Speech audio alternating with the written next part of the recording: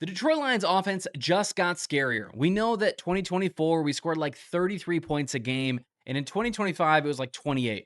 And gosh, 28 points per game seems terrible, seems difficult, seems painful. And obviously, we didn't make it to the playoffs. But frankly, I think it was more about the injuries on the backside of our defense than it was about anything. But we just hired Drew Petzeg. Dan Campbell brings a new guy in who's got some familiarity with the system, with Hank Fraley. Today, I want to break down why this is a better fit than a lot of people give it credit for. But in all of it, my name is Colin, and we are the NFC North guys every single day, breaking down NFC North content. If you are looking for a home of all of that, just healthy debate, analytical takes, deep dives, fan driven stuff, make sure to subscribe to this channel, join our community, but also smash like on this video. It helps us out. But this move, really, with the addition of Petzeg, is not so much about a flashy name coming in. It's not the Mike McDaniel, who, by the way, just gets a job as the offensive coordinator of the Chargers and is like already bailing on them to go interview for the head coaching job for the Bills. But this Petzeg signing is more about fit and identity rather than about complete revolution of the offensive scheme. It's about tweaking what's already there and making it better rather than just, completely renovating, which is, I think, exactly what, Mike McDaniel would do. But when you break down Petzeg's scheme, his strengths, and how that will fit in Detroit, and really all of the healthy offensive pieces that we're getting back, specifically the Sam Laportas of the world, you've got to be really excited about the level up that we're going to see from 2025 into 2026. And it's not just about holding steady, it's about growing and evolving and innovating and even adding greater wrinkles on what already was. But the first thing I want to talk about here again is just look back a little bit. When we look at the Detroit offense in 2024, we had almost 7,000 total rushing yards. And again, it was like 33 points per game. Fast forward 2025, we weren't the second, a top two offense. We were a top five offense. We had 6,300, total yards. And again, about 28 points per game. But again, those 600 yards really matter. That ended up being almost 5 points per game. And it wasn't just the yardage totals. It was the change in turnovers and it was the change in offensive line play. But again, when we look at this signing for the Lions, a lot of people are really hesitant and a lot of people are really skeptical about bringing this guy in. In fact, I don't mean to make fun of him, but I'm just acknowledging, like, you can't go on Twitter or X and not see memes like this if if your algorithm is full of Detroit Lions stuff. Like every single day, there's more and more memes about how, about this guy and how he looks like Mega Man.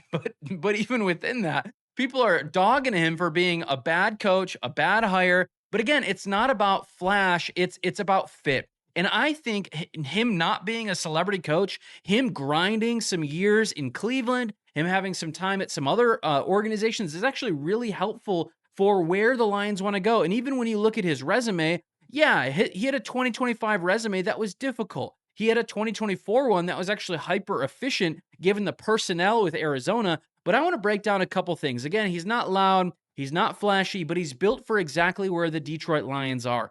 Players and coaches alike praise him for his elite communication, which again, if you think about the Detroit Lions offense and you think about the advantage that they have had with trick plays and good usage of personnel over the years, it's been a result of good communication from Ben Johnson. Not only that, but Petzeg brings clear offensive vision, a teachable, a teaching ability rather, maximizing player strengths, which is another thing that a lot of people have noted. I'm so excited for Sam Laporta to get healthy, Brock Wright potentially even to get healthy and get the Trey McBride treatment. But again, adjusting scheme to match talent, not forcing talent into scheme, which is exactly what you want to see in any NFL coach, and especially an offensive coach who really, literally just a year ago was being articulated as somebody who could get head coaching looks. This isn't some gamble hire. This is a guy who's gonna come in, who's a bring your lunch pail to work.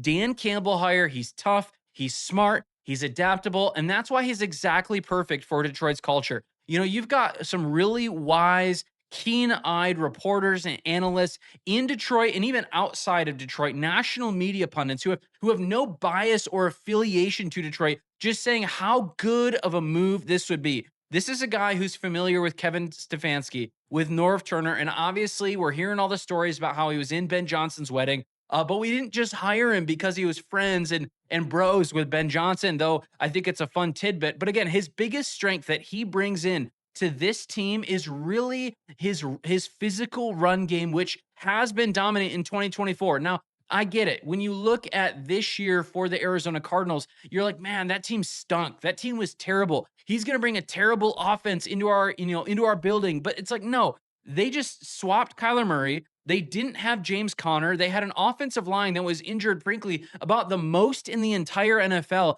But in 2024, when he had a lot of these same things and a lot of these pieces in place, a top 10 in rushing per yard, top 2 in yards per carry, top 2 in explosive run rate. And again, that's not just good, especially when you get a Jahmyr Gibbs type of talent, a David Montgomery type of talent. You get Penei Sewell, and gosh, we got to talk about offensive line this offseason, but it's not just about finesse football and winning at angles. It's about absolutely dominating from the line of scrimmage, being physical and attacking downhill, especially those inner gaps, but also being able to have the agility in your scheme to get yourself in a position to just really excel on the outside. Jahmyr Gibbs and David Montgomery, and it sounds like David Montgomery's back, is going to be incredible. Detroit wants to bully teams. They're going to bully teams. Again, I just think about Dan Campbell a year or two ago, whatever it was, when he's like, I don't care if you get rid of the tush push or not. We're not going to use it. We're going to play bully ball on the offensive and the defensive side of the ball. But again, this could be the best version of the Detroit Lions offense.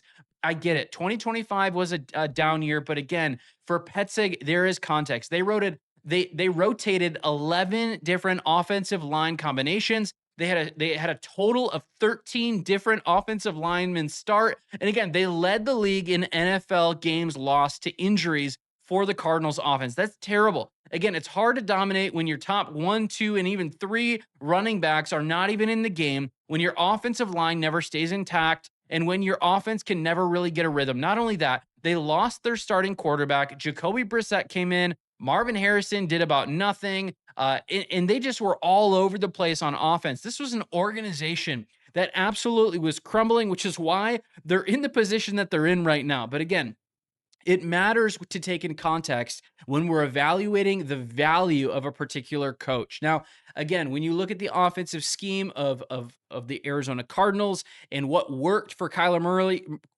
and really what didn't work for Kyler Murray, you realize that over time, like this guy, when he comes in, he's not going to bring in Arizona's offense. He's going to come in and really learn and adapt what was already been established with Jared Goff. Jared Goff is one of the most efficient quarterbacks in the entire NFL. He's absolutely going to come in and be a scheme fit coach for what Jared Goff already excels at. Again, he will lean into under center formations, play action, timing based passing, rhythm throws, structured quarterback reads. And again, that's absolutely Jared Goff's sweet spot. There was a couple times at the end of last year, for whatever reason, I don't know if it was the offensive coordinator, if it was the play calling, whether it was just the offensive line woes, but there were so many passes that Jared Goff made to Amon-Ra St. Brown that were just a little bit off. But over the last 3-4 years, those have all been just money, third down conversions, getting the ball down the field time and time again. But we just struggled in 2025 in that, which is why our points per game came down. But again,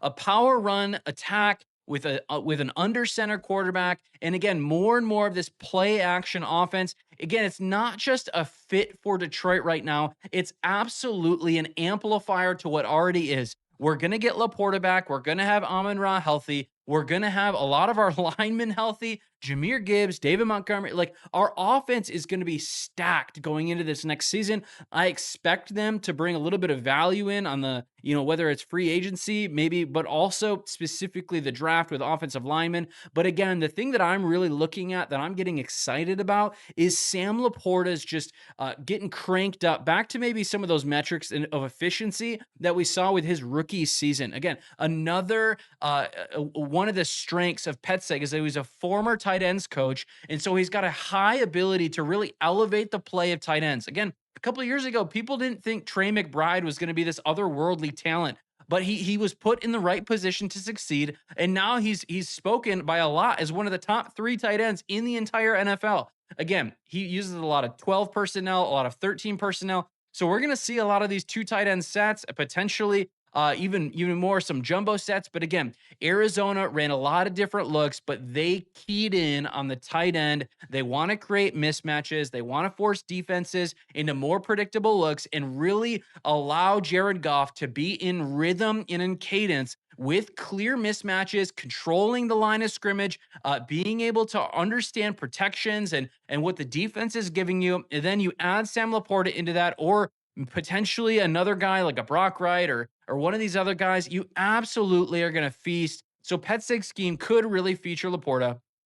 We know Amon-Ra and JMO are going to dominate. It's going to create linebacker mismatches. It's going to boost these red zone targets and the red zone efficiency. And it's going to turn Laporta really into a true, I believe, offensive chess piece going forward. But again, there's a couple other things here.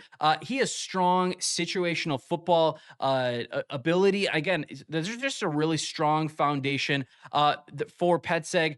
He did have a really bad fourth down efficiency, but I do think the way that the Lions are very physical, the way that the Lions do convert consistently on fourth downs. I get analytics aside in 2025, but they do a really good job of putting themselves into position with this scheme to have successful fourth down conversions. But if there was a knock on Petzig, it's not a big name, and he struggled in Arizona at these fourth down connections. But again, couple other chemistry things. He was close with Ben Johnson. Obviously, Ben Johnson with the Bears. He's very close and worked alongside Hank Fraley for multiple years. This is, I think, the most under appreciated reality of this signing. Detroit's offensive line, Hank Fraley, Detroit's offensive line coach, paired with now the new offensive coordinator, have instant trust and chemistry and communication. They are going to bring a level of offense that I don't believe, have seen before in Detroit in a long time. I expect us to get past those 2024 numbers. But again, we're not overhauling everything. We're bringing in a new coach. It's not a flashy name, but it's absolutely a fit. High communication, high physical run game, high use of the tight end. I'm very excited to see Jared Goff get on rhythm with a lot of these throws. I'm stoked. I'm excited. It's a smart move. It's calculated. Petzeg is going to be a great offensive coordinator. But in all of it, again, my name is Colin. Thanks for tuning into this episode. We'll see you later. God bless.